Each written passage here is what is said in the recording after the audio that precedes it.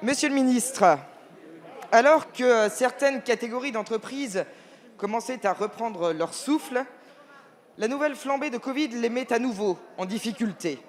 Je pense notamment au secteur de la restauration, de la nuit, de la culture, du tourisme et au secteur de l'événementiel pour lesquels les limitations d'accueil ou les jauges font craindre une perte substantielle de chiffre d'affaires.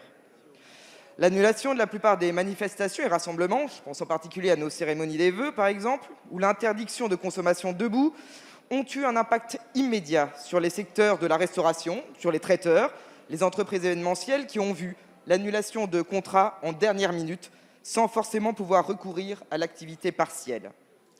Depuis presque 2 ans maintenant, des dispositifs exceptionnels ont été mis en place pour soutenir toutes nos entreprises touchées par la crise. Des dispositifs sincèrement salués par tous les entrepreneurs avec lesquels j'ai échangé ces derniers mois. Ils ont été essentiels pour leur permettre de rebondir, d'éviter des licenciements. La grande simplicité de mise en œuvre est également saluée par tous. Elle leur a permis de se concentrer sur l'essentiel, maintenir l'activité à son maximum et préparer le rebond. À l'heure où l'on ose encore entrevoir une possible sortie de crise, il est toujours aussi important de ne laisser personne sur le bord du chemin et de continuer à aider les secteurs à nouveau mis en difficulté, ainsi que ceux qui permettront encore de longs mois avant de se relever. Monsieur le ministre, ma question est simple, mais elle concerne le quotidien et l'avenir de millions de Français. Quelles aides et mesures prévoyez-vous pour soutenir encore ces entreprises ?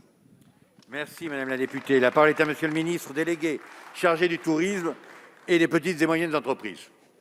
Merci beaucoup Monsieur le Président, Mesdames et Messieurs les députés, Madame la députée Blandine Brocard.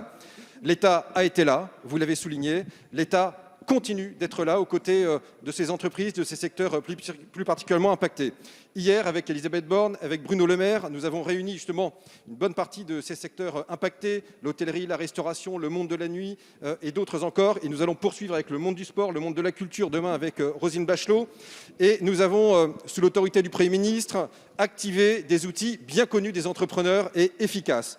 Le dispositif coût fixe accessible des 50% de perte de chiffre d'affaires est étendu à l'ensemble de ce qu'on appelle le secteur S1 et S1 bis. Vous le savez, ça couvre le monde du tourisme au sens large et très large. Et surtout, on met en place une procédure de traitement très rapide des dossiers pour tous les dossiers de moins 50 000 €. C'est 2 tiers des dossiers.